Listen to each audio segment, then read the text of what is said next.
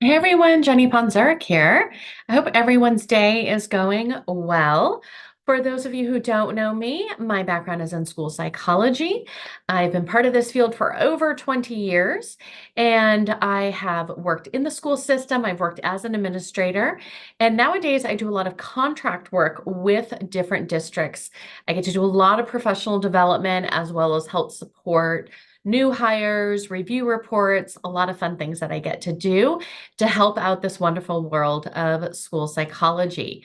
Now, if you were with me just a couple of weeks ago, we talked a little bit about when are some instances where we might want to look at executive functioning skills. Today, I wanted to continue that conversation and talk a little bit about how are different ways to examine executive functioning skills.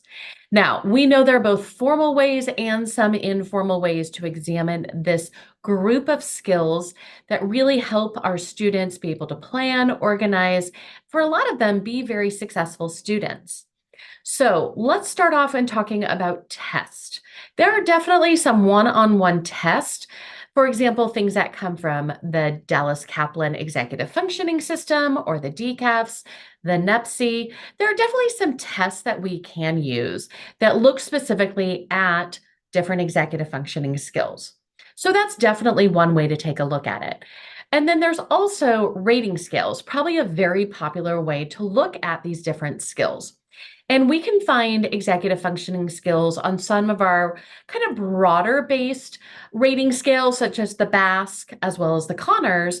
And then, of course, many of you have access to rating scales that look specifically at executive functioning skills. I think the most popular ones are probably the Brief, the CEFI, and George McCluskey also has an executive functioning scale called the MEFS. So lots of different kind of tools to choose from. And again, those are all standardized tools, whether we're talking about the one-on-one test or rating scales. And of course, there's also very more informal ways to take a look at these skills.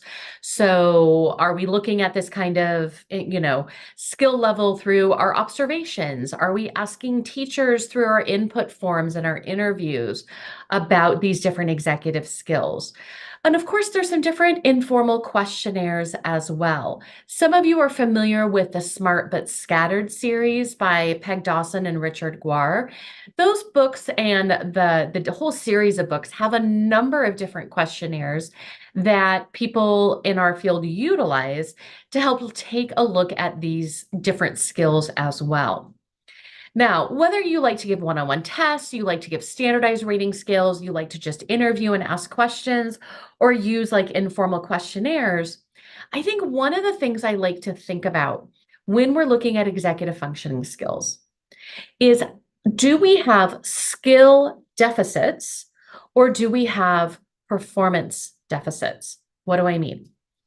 Skill deficit. Does a student just not have any time management skills? They don't even know how to break down a long-term project, for example. Some of our students just don't know the different steps that are involved in that.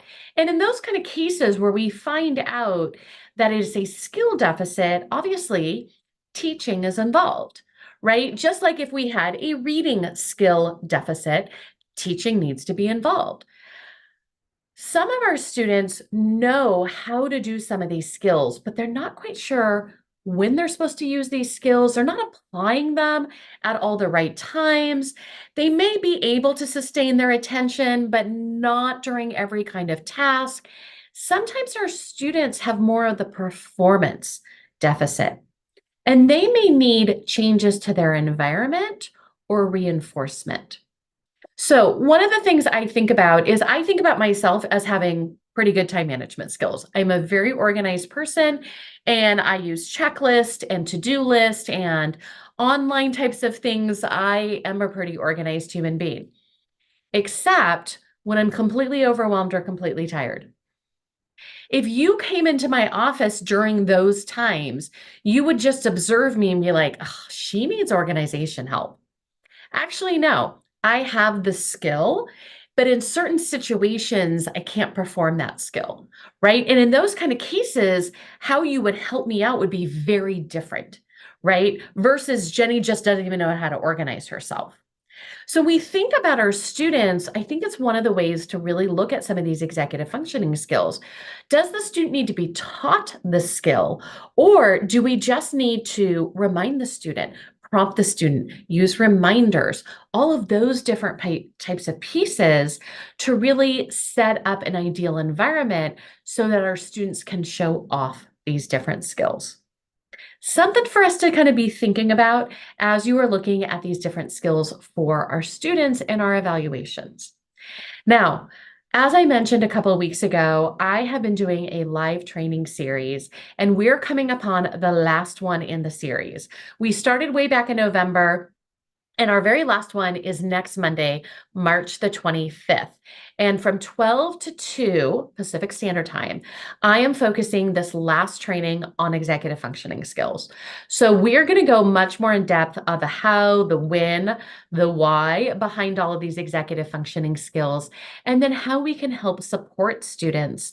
And many of you might not be providing direct resources or direct support for students, but you're doing a lot of consultation with the teachers. So we're going to talk about all of these different pieces in those 2 hours together. And I know we already have hundreds of people who have signed up for this live training series. And so if you're already signed up, I hope you're excited about this last one. I am. It's one of my favorite topics to dive into. And if you're not yet signed up, but this is something you're interested in learning more about, feel free to head over to my website, which is just my name, jennypunzurk.com. Information right there on the front page for you to click on and learn all about signing up for either the whole series or just this one. Because what we do is re-record everything. So whether you can make this last one live or you're going to catch the replay, if you're interested in looking at some of the other topics that I've already done, the replays are available for all of those. And for those of you who need CEUs or certificates of attendance, we provide opportunities for both of those as well. Head over to my website, jennypunzurk.com, to learn more about this. And on the website, should you have any follow-up questions, feel free to go ahead and pop those on in there. If you are watching this on social, also just drop a DM to me with any questions. Happy to respond to you. Until next time, I hope everyone is hanging in there, and I will see you all soon.